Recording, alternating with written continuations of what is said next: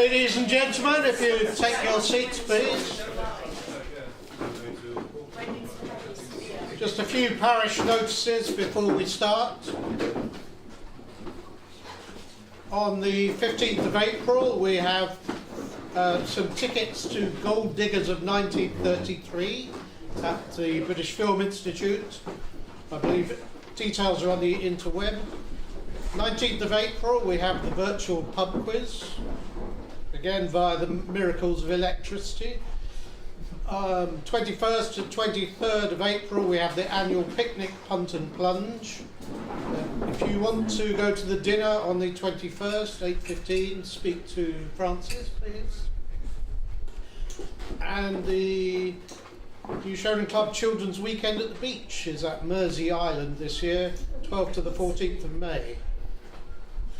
Next meeting is on 3rd of May, where Sarah Bauman will talk on the iconography of Queen Charlotte. And now for this evening's talk, delighted to welcome Ewan Carmichael, who will talk on the Battle of Minden. Thank you.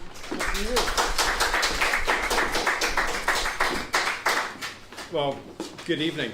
As I walked up here, it was a real pleasant surprise to me to discover that within the pub landscape of Fitzrovia is the Marquis of Granby, less than 100 yards from here, and he features in our tale tonight. So that was a bit of serendipity. I'm going to tell you a tale of daring do with lots of British pluck, but actually quite a lot of courage from Johnny Foreigner, including some French dash. Sorry about the spelling of soupçon. But also a sort of proto-commando raid, a spy, some cock-ups, but this being the New Sheridan Club, I thought you might like some international drinking and just a hint of smut.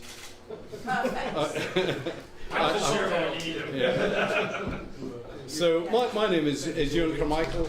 I retired from the regular army sadly 8 years ago as Director General of the Army Medical Services, which is proof that you can fool all of the people all of the time. I'm going to talk about the First World War, but not the one our grandfathers were in. No. One which their great-grandfathers were in 150 years before. And this is a period of lace wars. And it's about the global First World War. This isn't my slide, I stole it from Map Pawn, but the 7 Years' War, mid-18th century, basically all the pink bits were where combat took place. So it truly was the First World War. The Battle of Minden was well known by the British public, but it has become largely forgotten now. It was a great British battle. It's mainly remembered by the regiments which took part in it, which decked their headdress and their colours and their drums with roses. You might want to ask about why the roses afterwards. I became interested in this battle as a schoolboy. I didn't get very many prizes, but one of the few prizes I got was this splendidly illustrated book with this inspiring picture of the Battle of Minden. I joined the regular army and I was posted to Minden, and for me that wasn't a punishment posting, northwest Germany. And during the First Gulf War, when I took my armoured medical squadron to help liberate Kuwait, as you can see, Minden came with me, and I sort of named my command vehicle Minden Rose. This will be the sequence. I'll talk about the 7 Years' War just to give you some context. I'll try and explain why the Brits were involved in Western Europe.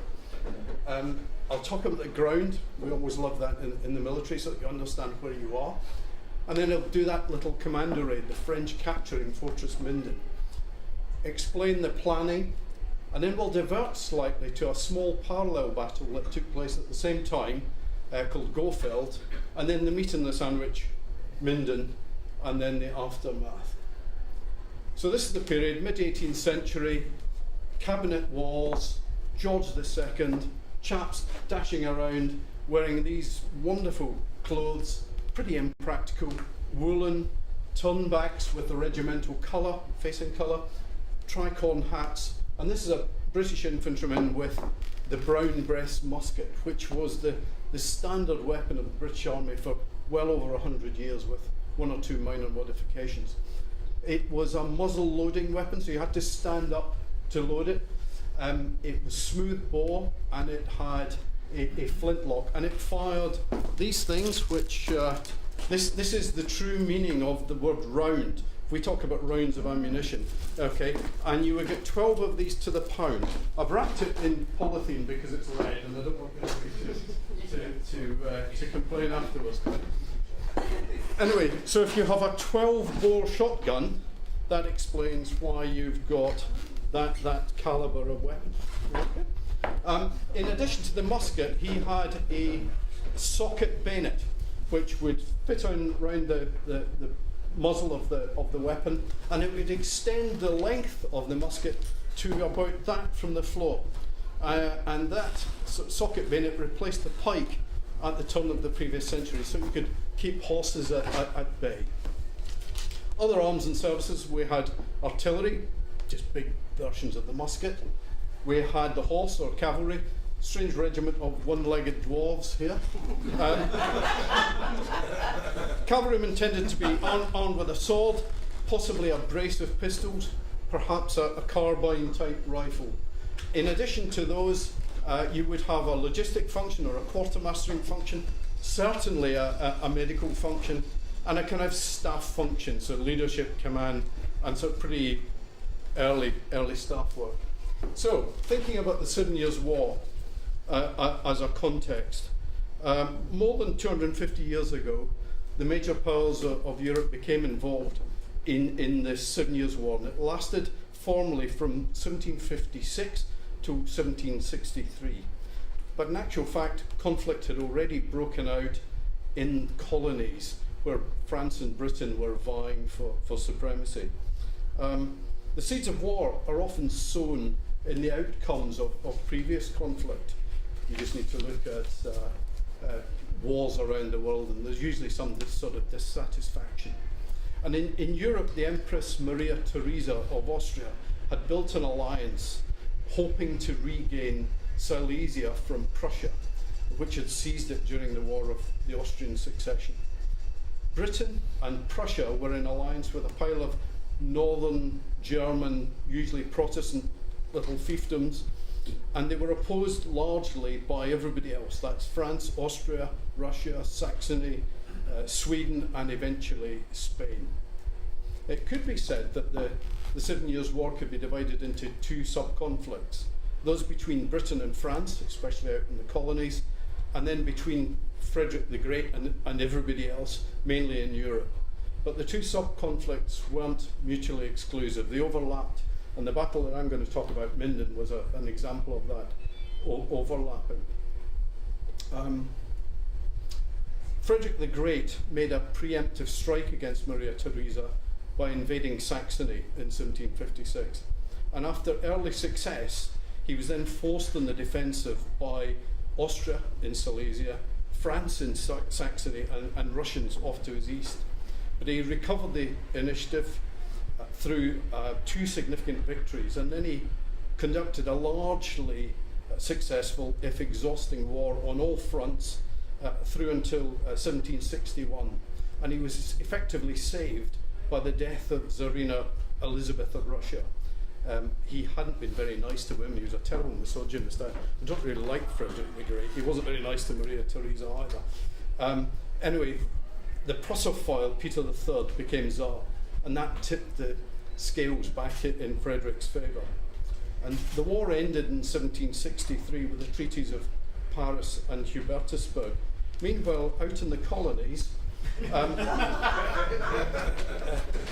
France had initially got the upper hand in North America until 1759, the same year as the Battle of Minden, when Wolfe won at Quebec, effectively controlling North America for the English-speaking world. And over in India, the Brits tended to make better headway, seizing Bengal. Now, at the end of the war, Prussia had survived the war, and the map of Europe effectively returned to the status quo antebellum. Overseas in the colonies, effectively the complexion had changed completely because Britain had significantly overtaken France as a colonial power. Thinking about Britain's involvement in Northwest Europe, an enduring aim of British policy was the liberties of Europe, power politics, putting our weight onto the scales in favour of whoever seemed weakest at the time. And a key figure in Britain's policy at this time was Pitt the Elder. And Pitt the Elder is famous for tending to favour America over European involvement. But in actual fact, he was pretty pragmatic, and he realised that there was a balance between the two in terms of our national security in Europe and then trade being facilitated overseas. But Pitt was irritated by the Georgian royal fixation with Hanover, because George II, as well as being king, was the elector of Hanover. But Pitt was subtle enough to understand there was that relationship of interdependence. And looking at Europe, I don't know if you can see this terribly well. This is northwest Germany, so coast up here. This is the River Rhine. And there's another important river that features in our story, which is the River Weser, running down here. Hanover is towards the right of the slide, 60 kilometres to the east of Minden, which is what I'm going to be talking about, with Gofeld, which I mentioned further down here. French advances into Germany in 1757 were sufficient provocation for the Elector of Hanover, George II, to declare war, and Pitt agreed to fund the defence of Hanover and effectively northwest Germany. Britain's first foray into Europe wasn't a great success, with the King's son, William Augustus, Duke of Cumberland, in command of a Hanoverian force, but he failed to win a battle called Hastenbeck, which is just there, but we won't refer to it again. And effectively, Westphalia was overrun by the French in 1757. And under the Treaty of Closter 7, William Augustus was obliged to surrender, and he returned home to face his father's anger. Everything seemed bleak, with the French effectively overrunning Westphalia and the Austrians even occupying Berlin briefly, until Frederick won a great victory against the Franco-Austrians at a place called Rossbach, and George II, acting this time as King of Great Britain, overturned his son's surrender and re-entered the war. So Cumberland had gone off in sort of disgrace, and it's time to introduce this chap, who's Prince Ferdinand of Brunswick, who was Frederick the Great of Prussia's brother-in-law, and he was the ideal candidate to be the commander of the Allied army. And in November 1757, he quickly re-energised that Allied force and mounted an aggressive winter campaign. The French, overwintering away from home in Germany, were in no fit state to resist him, and their occupation of Westphalia deflated, and they withdrew back across the River Rhine.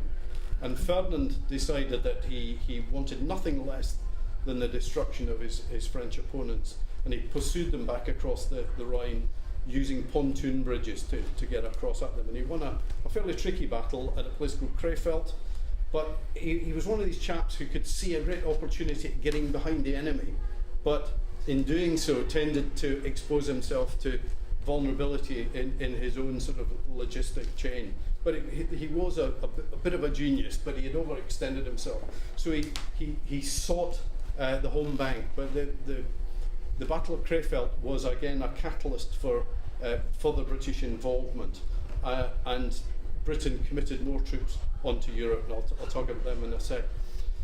On the French side, the Minister of War directed that there should be 2 French armies operating against him, which makes it quite difficult. There was an army in the north and an army in the south. One commanded by a chap to the north called Contad, the one to the south a chap called Soubise, and they were reinforced by 9,000 Saxons as well. So poor old Ferdinand had got onto the home bank, but he was opposed by 2 armies and he was heavily outnumbered. his force with the British reinforcements came to 66,000, and if you want to visualise what 66,000 people look like, Murrayfield at full capacity is exactly that. The Brits and the Germans married up at a place called Coesfeld, right in the centre of the map. And anecdotally, the junior ranks of both nations got on famously well together, singing songs, talking long into the night, although scarcely able to understand each other. That was your international boozing, by the way. Speaking of which,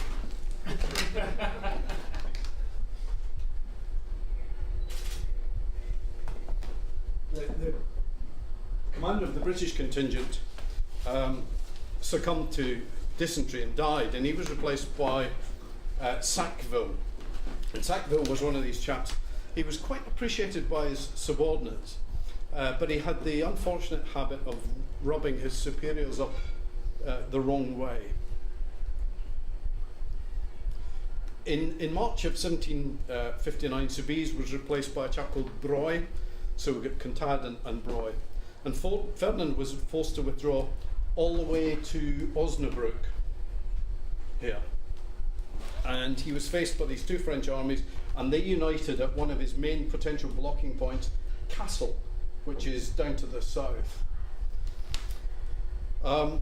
Despite the gravity of the Allied situation, Major Richard Davenport of the British 10th Dragoons was enjoying social distractions.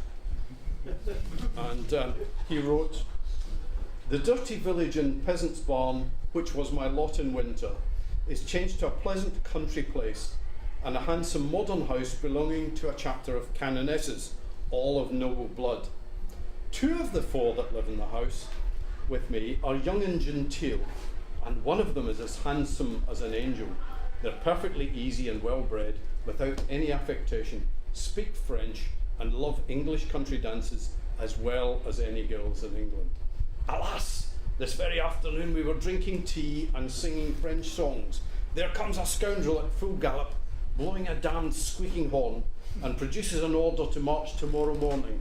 Adieu, mesdamoiselles d'Ascheberg, Deschalliers, and Van Galen. Adieu to the loves and graces that hover round the former 2, and to the frowsy odour that exhales from every pore of the latter when she sweats in dancing." That's your smut. Yes. The French maintained pressure on Ferdinand, and they identified that Minden, which was a garrison town, had plentiful stocks of rations and ammunition, could be captured. And if they could seize that, they could do 2 things. They could interpose themselves between Ferdinand and Hanover, which he was meant to be protecting, but also they would seize a key crossing point over the River Weser. And Broy, the Southern Army commander, sent his younger brother ahead with a light force. And here is the locale of Minden. As you can see, there's a kind of Vauban-esque fortified town. Running to the east, but flowing northwards, is the River Weser. And running east-west is a significant ridge, the Wiengebirge Ridge, quite highly elevated. And the River Weser flowing through Porta Westfalica, or the Minden Gap. The terrain to the south of this ridge is nicely undulating. To the north it's pretty flat. Running past Minden to the south and joining up with the Weser is something called the Bastau stream. And at its source, because it's flat, a sort of terrible swamp. Gofeld, that parallel battle that we're going to look at, is down here. To the northwest of Minden is Minden Heath, and this is where the Battle of Minden tended to take place, with a string of small villages round about, and a sort of town up here at Petershagen. I said Hanover is 60 kilometres to the east. There was a crossing protected with a fortress here, a bridge and a ford, and the French later, when they captured Minden, put in a couple of pontoon bridges as well. And this is the River Weser, quite a significant river, looking quite calm at this point. The town of Minden is hidden behind these trees here, so you can't quite see it. There are two bridges in the view, a modern pedestrian bridge, and then this bridge, which was in the old days the main road towards Hanover. This is the other water obstacle, the Bastow stream, nicely manicured in sort of suburbia nowadays, but in the 18th century, very swampy banks, really quite impassable to an 18th century army. So the French capture Minden. How did they do that? Well, basically, Broy's younger brother approached from the south, and in actual fact from, from the east bank here, and he was sent with a cavalry force to move quickly, but cavalry aren't brilliant at capturing fortresses in general terms. You know, Chapman Horse isn't brilliant at climbing walls. But Broy had these kind of disreputable looking chaps who were French hussars, and what they discovered was that there was rumour of a punt somewhere hidden in reeds on the other side of the river, and some bold Frenchmen swam the river at night and found this punt, and they were able to ferry 40 men at a time into making a little lodgement under the walls in the dark, and eventually they got 300 men in a little nest.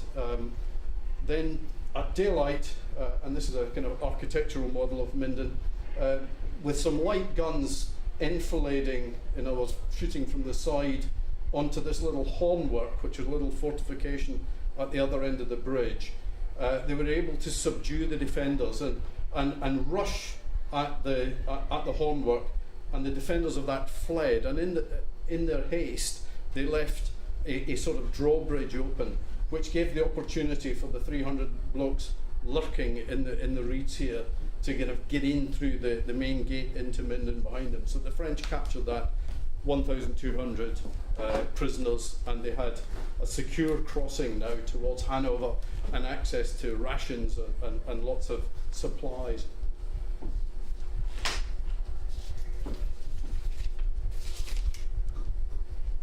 So the way to Minden was now open to them. And the French converged on Minden, and effectively Contad's force occupied Minden and this sort of area here, and Broy brought his army and nested it here. So they were protected by the Bastow stream, the Weser, the ridge, and they linked up by throwing in two pontoons, which meant that the two armies could communicate and support each other.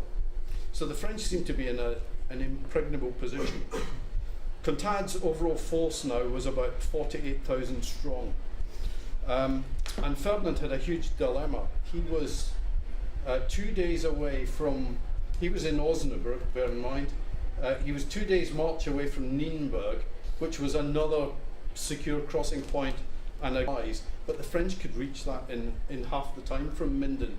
So his option was to head possibly westwards to Münster and be supplied along the River Ems, or he could go east towards Minden, and he opted for the latter.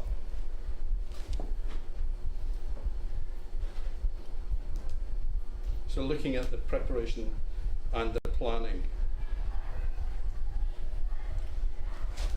this is the French nestling down in this triangle.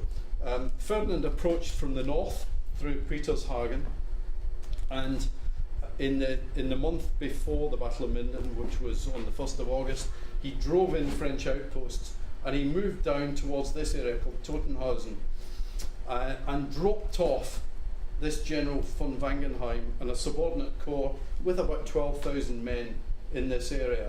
And then he ordered the rest of his force to march to the west, to this area here, leaving von Wangenheim in a slightly exposed position. And that was intended to make von Wangenheim look dislocated from the main body, so possibly a temptation that would get the French to come out from behind their impregnable fortifications. Ferdinand put his own headquarters in here at a place called Hille, one of the only reasonable crossings of the Bastow there was a causeway over the swampy marsh. And Ferdinand decided that he would, in fact I'm going to bin the script now largely because I think if I stick to it, it will go on too long and be too protein rich, so I'm going to improvise everything. Basically, Ferdinand decided that he would both threaten and tempt the French out.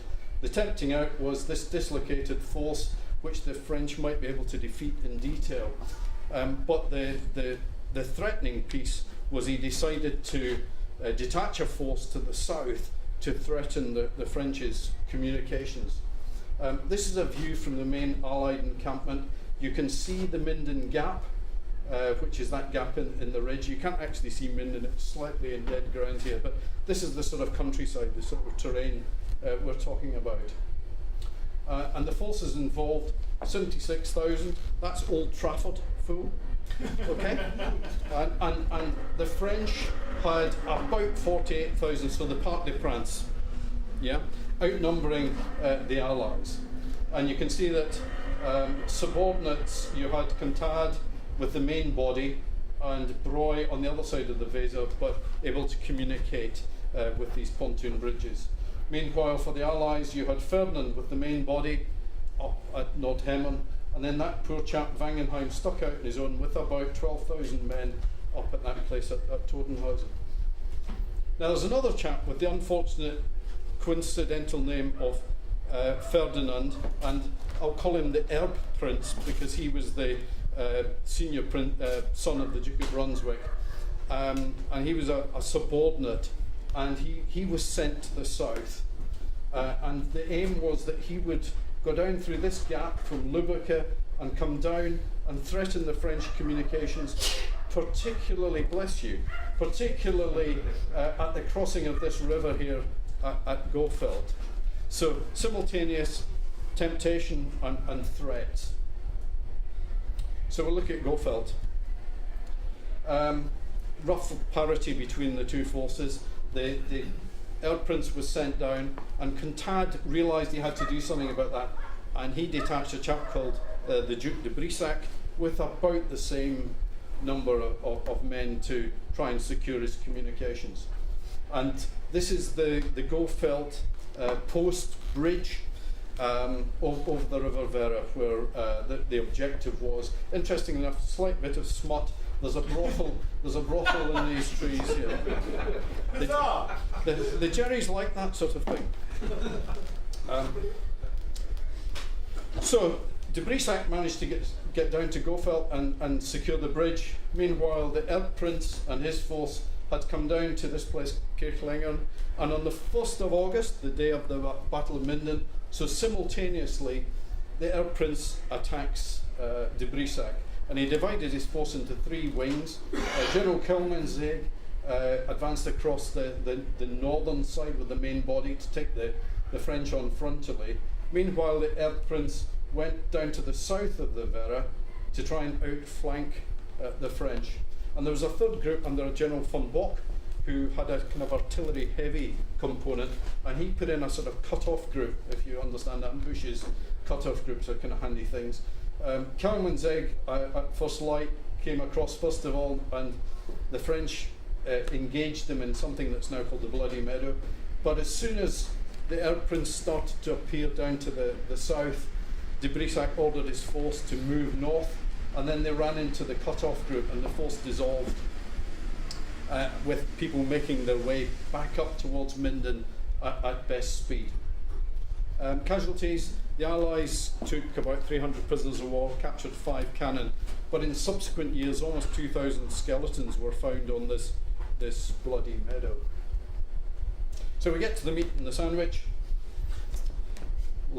belatedly. Minden.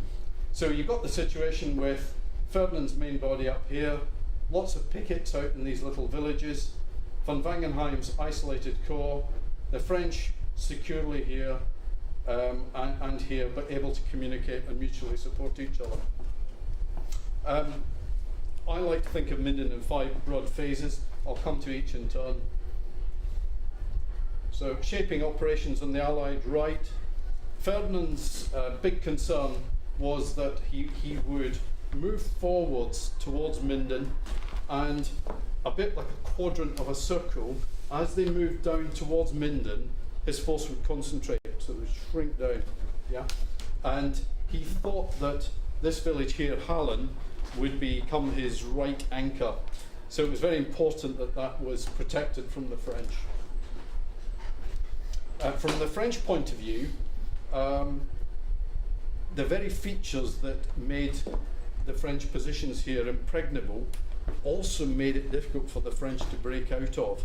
And particularly river crossings or obstacle crossings are a vulnerable period for any force. If you can catch your opponent sort of mid-stride,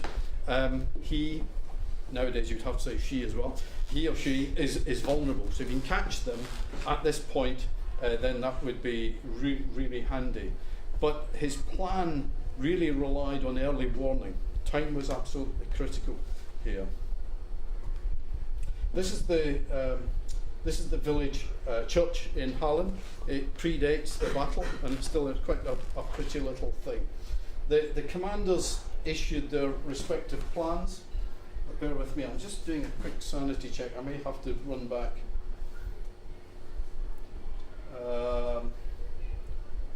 No, I'm going to, yeah.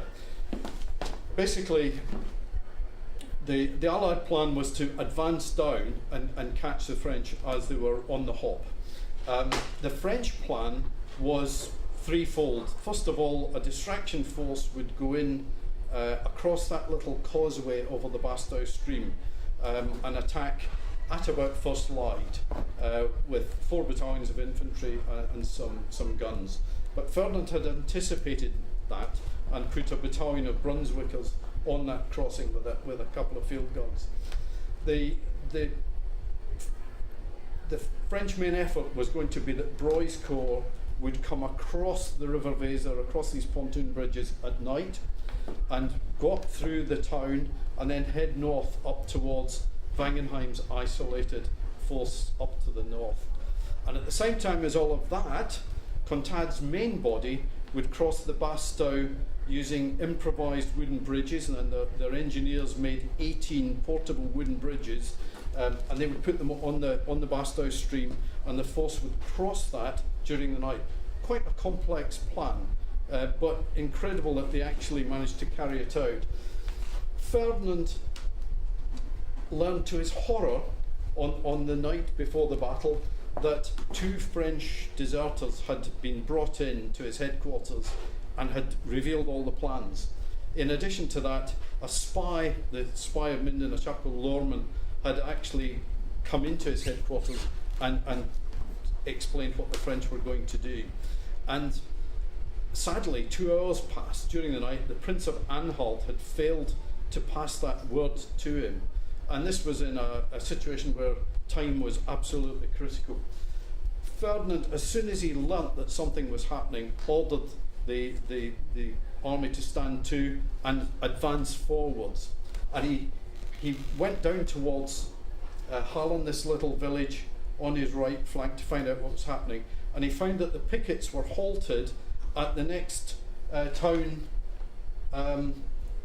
next little village further on. I've lost a slide here, forgive me.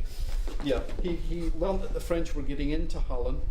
The lead elements of the Brigade Champagne, how's that for a name of a formation? The Champagne Brigade were coming into Hallen. And he learned that the Prince of Anhalt, the chap who had effectively let him down, had stopped short at Hartum. So he ordered him in to this. And then he went off to see what else was happening elsewhere. And he came back and he found that nothing had happened, that the Prince of Anhalt was still halted here. Probably in an interview without coffee, Anhalt was ordered in. And they put in a counter-attack just in the nick of time and managed to drive the French out. And the French withdrew from Hallen, leaving buildings on fire and sort of dead and dying there. Advanced towards Totenhausen on the Allied left. Broy had come over during the night and advanced up through the town, and they went up towards a ditch round about here called Wallfahrtsteich, which was a kind of forming up point for their final assault. And just before dawn, about half an hour before dawn, they bounced von Wangenheim's sort of pickets. This is Wallfahrtsteich, and then they bounced the pickets. The pickets withdrew under heavy fire, but unfortunately for the French, Broy halted at this point, probably because it wasn't quite light, and he was waiting for some troops to come up on his left-hand side to support him. So the French main effort was starting to falter at this point. Wangenheim, his opponent, meanwhile, alerted by his sentries withdrawing, came forward to occupy trenches, and from the French point of view, what appeared to be a major counterattack was coming in, and effectively Broy halted. So the French plan was starting to unravel. And now we start to look at what the Brits were doing, and this is the engagement between von Spocken, who commanded a division of the army, mainly British infantry, a few Hanoverian regiments as well, and the French horse. And much is made of the French having cavalry in the centre. You'll see that these units are blue for French, red for the Allies. The French, oh, sorry, forgive me. If you look at ones with a sort of sawtooth pattern, that indicates cavalry. There's some cavalry up here and also up here. Much is made of the French having cavalry in the centre, which was a kind of unconventional thing. I think it happened because this was the French main effort, which was going in here, but faltering. Anyway, von Spocken's force had got onto the battlefield faster than everybody else, and it had accelerated, and just like this clip from Barry Lyndon, this gives you a fairly reasonable impression of what troops going into battle would look like. And this is von Spocken's formation. These are British regiments, the Royal Anglians, Fusiliers, people like that, a couple of Hanoverian Guards regiments as well. And they marched forward, and at the same time some British light guns started to suppress fire round about Hallen. This is looking towards the Minden Gap, and this road running away from us gives a pretty good approximation of von Spocken's line going here, and they were advancing slightly skewed towards the Minden Gap, towards Minden, but they were following their approach road. And basically, as they came past Hallen, they came under fire from about 60 French guns. And I need to quote some pretty graphic quotes. Basically, the French artillery started to hit the right flank of von Spocken's formation. And the 12th and 20th of foot, so Anglians and Royal Fusiliers, suffered the most. Lieutenant Thompson of the 20th foot wrote from hospital afterwards, "I saw heads, legs and arms taken off every minute." And Lieutenant Montgomery of the 12th foot described the effect of the fire in a letter written to his mother. Imagine writing this to your mother. "At the beginning of the action, I was almost knocked off my legs by my 3 right-hand men, who were killed and drove against me by a cannonball." And then he was a really lucky chap, because he describes that sometime after, I received from a spent wall such a rap on my collarbone as I had frequently had from that most dreaded weapon, your crooked-headed stick. I got another of these also on one of my legs, which gave me about as much pain as would a tap from Miss Matthews' fan. He was a genuinely lucky man, probably at the extreme range of musketry at that point. At this point, Contades sent word to Broy to halt his advance here, and it had halted anyway, while Contades' main army dealt with this odd thing developing out here. And Fitzjames, who was in charge of the French cavalry, all this kind of sawtooth stuff here, would deal with this kind of bizarre manoeuvre. And the order was given for the first 12 squadrons of French cavalry to attack, so that's over 1,000 horsemen. And if ever you've stood on the side of a racetrack and felt the ground shake from 12 to 30 horses, if you imagine 1,000 horses, coming at you. Now, a charge in those days would start at a walk, build to a trot, and really only gallop home just at the last moment. But it would take nerves of steel and complete faith in your comrades beside you to stand and face that. So the order was given to the infantry to halt, and the first rank of 3 would kneel down, and the other 2 would close up behind with their muskets with bayonets fixed. And the order was given to fire at about 40 metres range. So you got 1,000 horsemen charging at you, and you wait till they're about 40 metres away. Crashed out, bringing down men and horses. Terrible effect, but still with the capacity to kill. If you imagine a tumbling horse rolling towards you. Within the infantry, having shattered that first charge, the order was given to reload. Sergeants would pull men and push them into the front rank, and then they stepped off again. Just for some reason, it was just a very aggressive advance. And Fitzjames ordered his second line to charge, this time more squadrons, almost double, so about 2,000 horse. And despite the obstacles to the front, they still managed to raise a charge. And another volley, second volley, crashed out, bringing down men and horses. But before the French could reorganise, the drums beat out and the lines stepped off again. Now, at this point, Spocken's column, the division, became even more vulnerable, this time to French infantry, de Guerchy, down here, who had come forward and started to fire into their flank. And this was a vulnerable moment, but the lead brigade commander, a chap called Waldegrave, could see the risk, and he ordered the flank regiments to refuse a flank, in other words, turn and face the French, presenting more musket barrels towards the enemy. And a musketry battle ensued. Despite the inaccuracy of the individual weapon, you're shooting at a mass target, so the effect was pretty murderous. But gradually, British musketry prevailed, and Guerchy's foot melted away. But rather like the curtains opening in a theatre, they presented an even greater threat, and this was a regiment of enemy grenadiers, and Montgomery calls them as fine and terrible fellows as I ever saw. And he also describes them having rifles, so not a smoothbore weapon, but one with a cut in the bore, which gave it superior range. So the British had to advance through that to engage, and then drove them off. But the enemy reformed out of range and started again. So the 12th and 37th of Foot, both from the front formation, had to repeat that performance, advancing through a sort of killing zone to re-engage.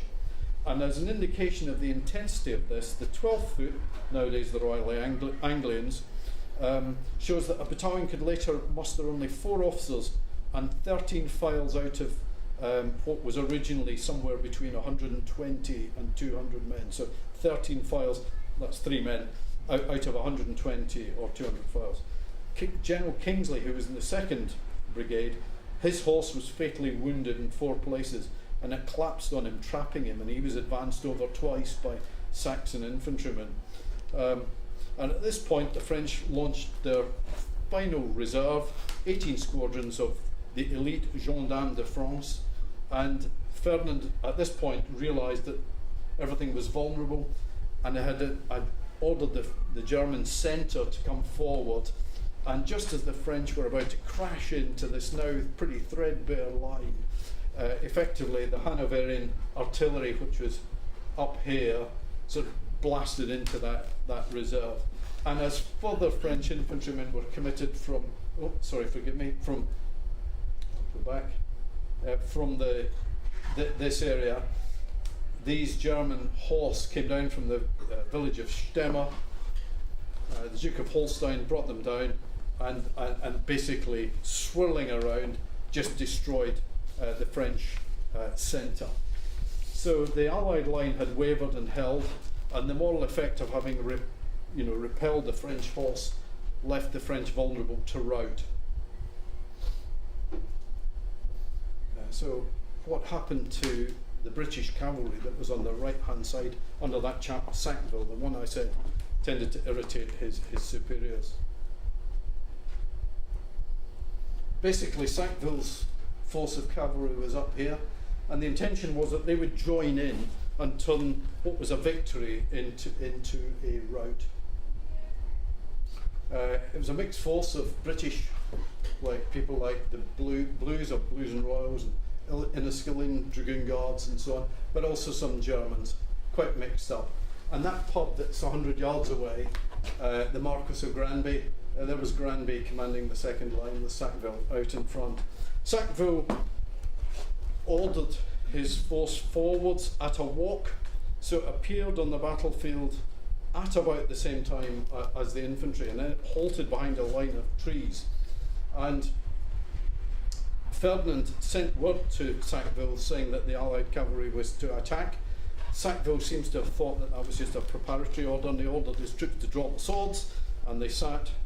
And another rider came and said they were to attack immediately. And Sackville led them off towards the right, which was away from where they really should have been committed.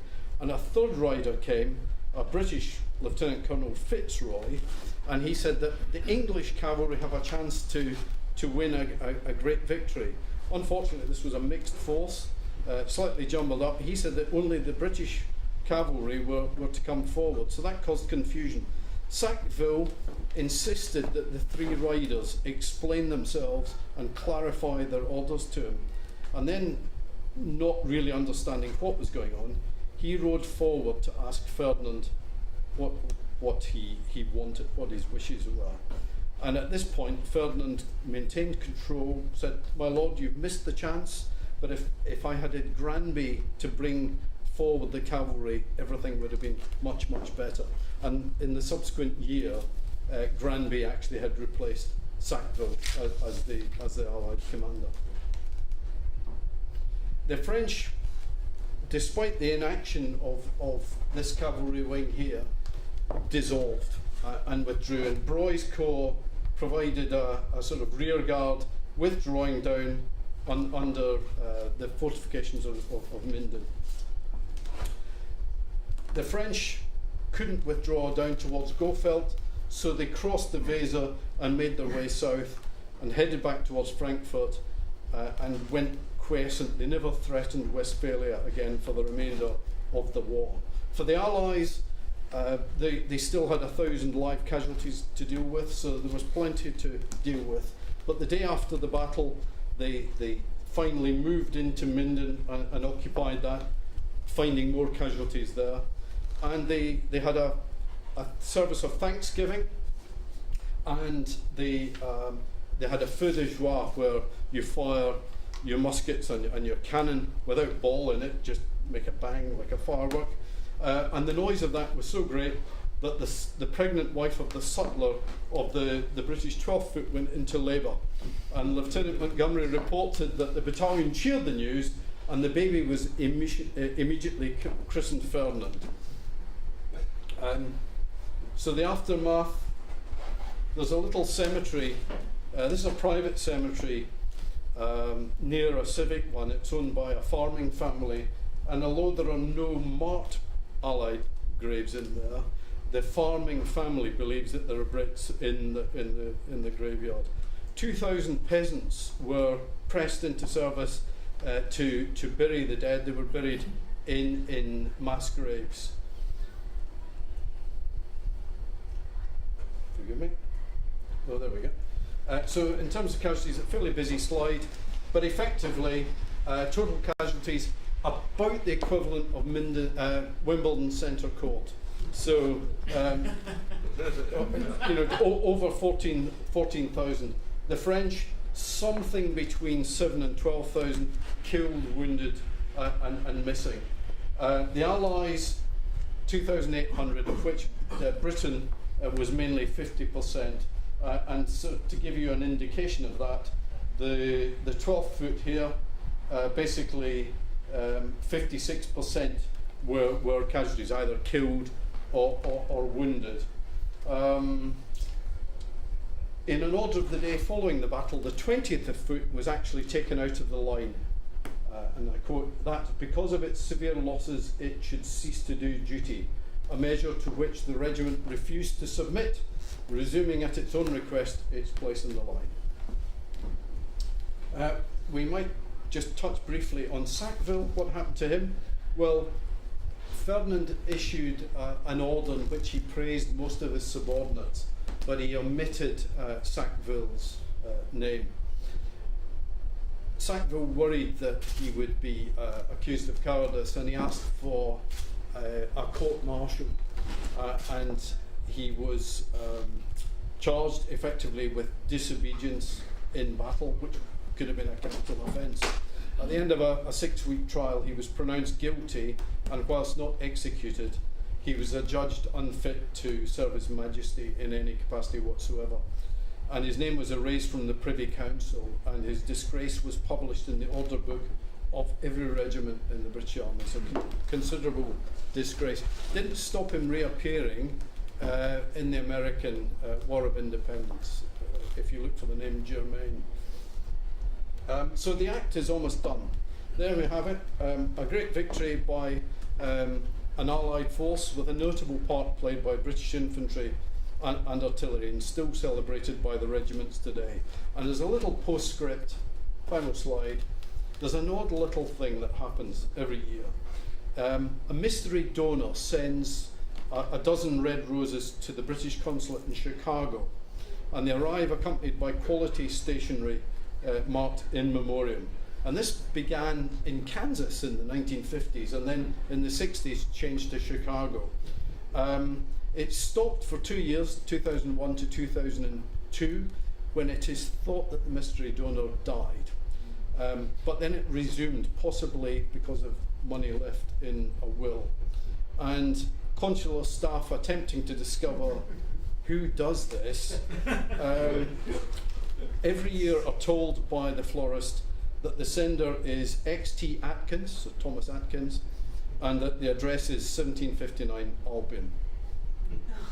I'll gladly take any questions. I've gone on rather long.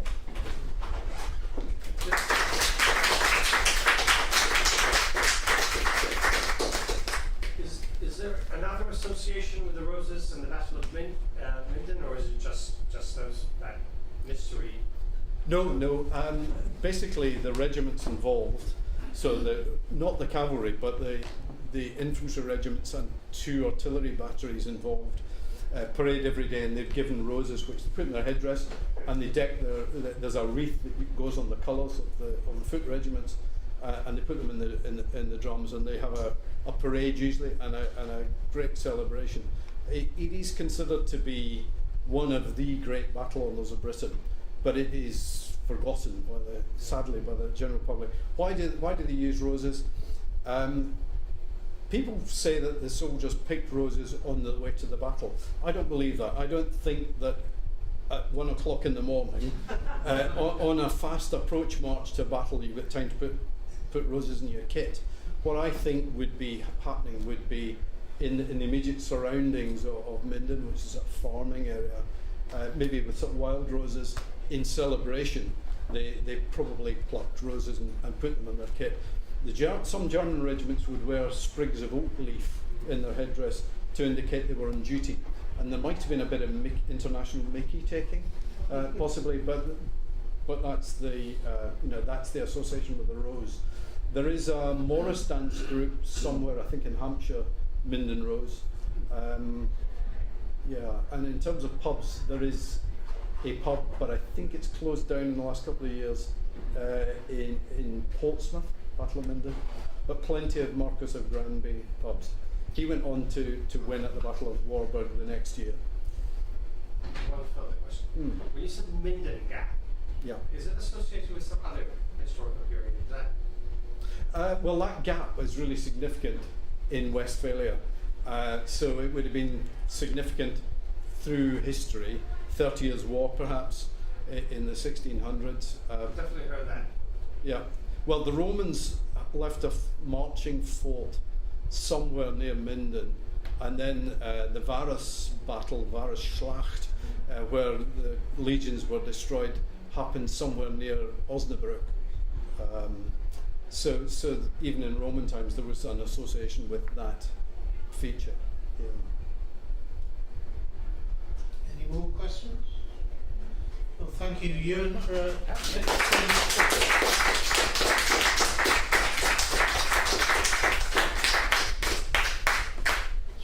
I'm sorry that went on so long. We've had yes. Much longer. Guess in 50 minutes. That's short.